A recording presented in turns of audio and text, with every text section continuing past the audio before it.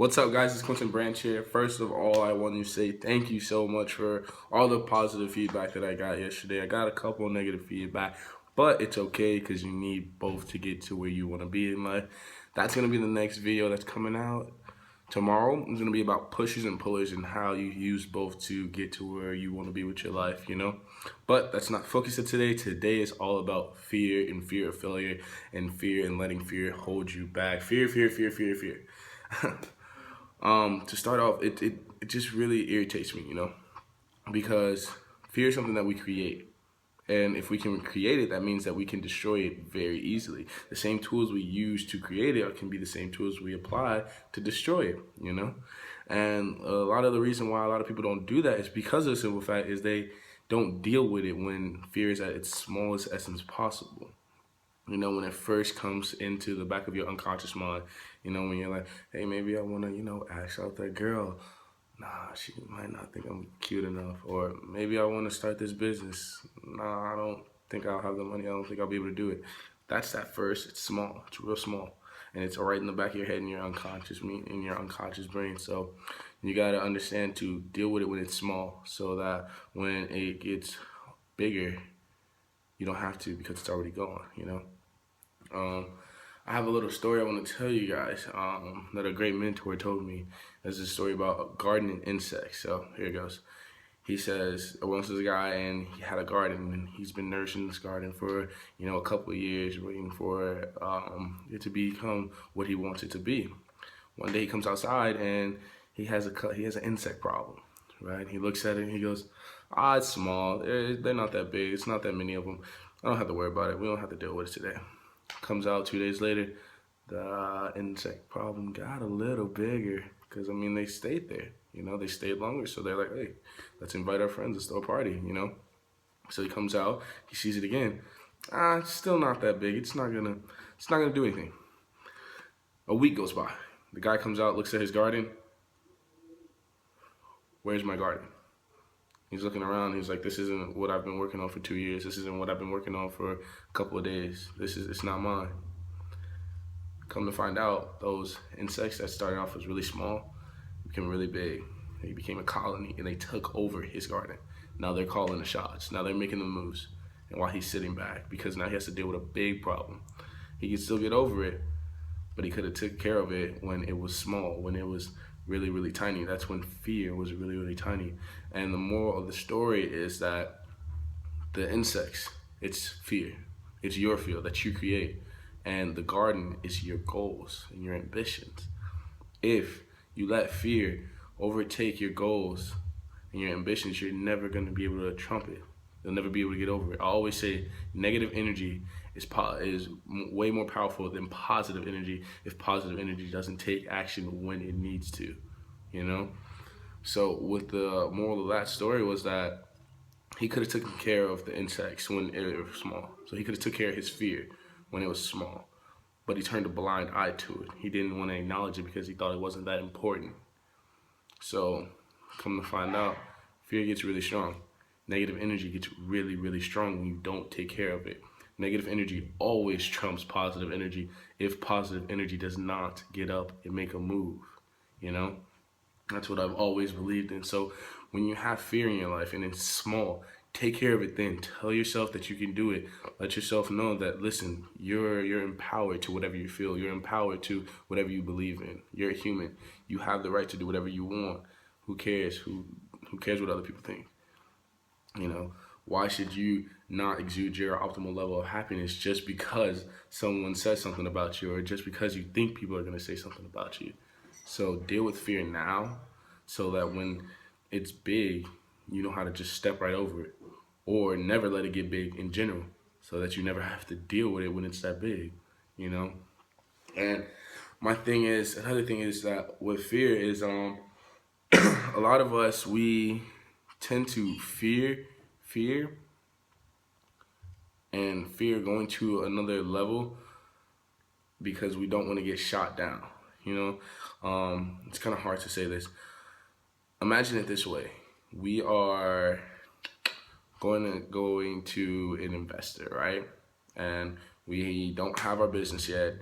We just have our name, we have our portfolio, and we have everything we want to do. So we go to the business owner and we go to the investor and we say, hey, you want to invest in us for this, blah, blah, blah, because we want to do this with our lives. They say no.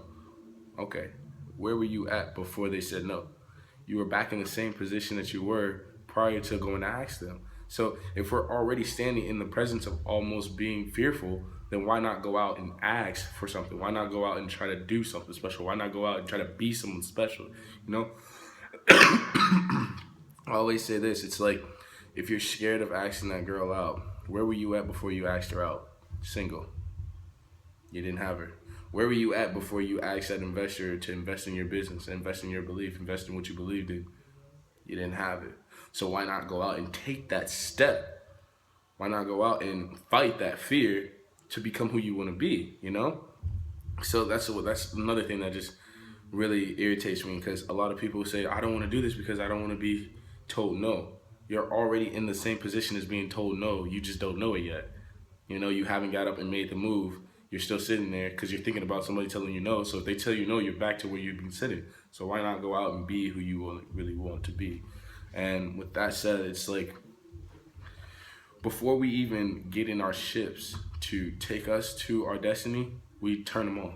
We disengage. We don't fuel it because we're scared. We're scared of what could happen. We're scared, oh, if we get on this ship to take us to the promised land, it might break down. It might not start up. It might not do what I want. It might not take me where I want. So we disengage the ship before it even starts. Your ship is going to take you to where you want to be. Never disengage it. Fuel it with willpower. Fuel it with positive thinking. As I always say, negative thinking beats positive thinking if positive thinking does not get up and act. You know? And another thing in life is that people just don't believe in themselves. And it's became really infectious. And I know that I can't change everybody's mind, but if I can start a domino effect, that can be really, really infectious and beat negative energy. Les Brown said this, he said it greatly. It's not in life, it's not that people aim too high and miss, it's that people aim too low and hit. So I want that to just simmer for a second.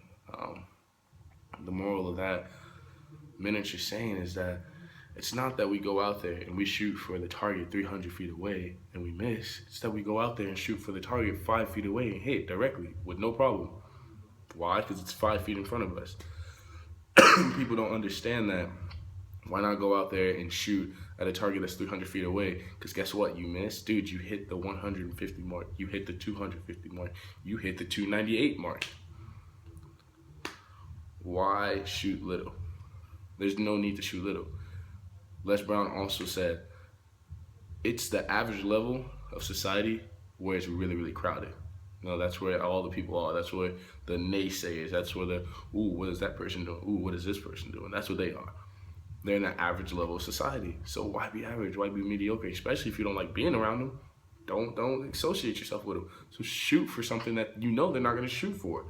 Shoot for 300. Because, listen, every single shot you take to hit 300, you're going to get a step closer. You're going to get one move next to what you want. You're going to keep moving over. You're going to keep moving over. You're going to keep shooting further, moving over, shooting further, moving over, and boom, you're going to hit your target. I always say this. Fear it's minuscule, but we make it big. We think because if we fail, we're a failure. No, I don't believe in that. If you fail, you're just failing yourself when you give up. You know? I always say, you're not a failure until you fail and you give up. So with that said, it's like if you fail, it's just an experiment. So, you know, you shot that shot, you don't hit it. Now you know which way you're not going to shoot. Next time you're going to try a different experiment. Failing is not, oh, I'm down, it's over, I can't do it. No, failing is an experiment. Failing is the road to success. It's just incognito. You have to fail to get to where you want to be because you got to figure out what's wrong to figure out what's right, you know? And with that said, it's just that life is too short not to shoot for something big in life, you know? A really, really wise man told me, we live every single day. but we die once. So leave a mark. Don't be average. Signing out. Thank you guys so much for watching this video. Please remember to share, like, and subscribe.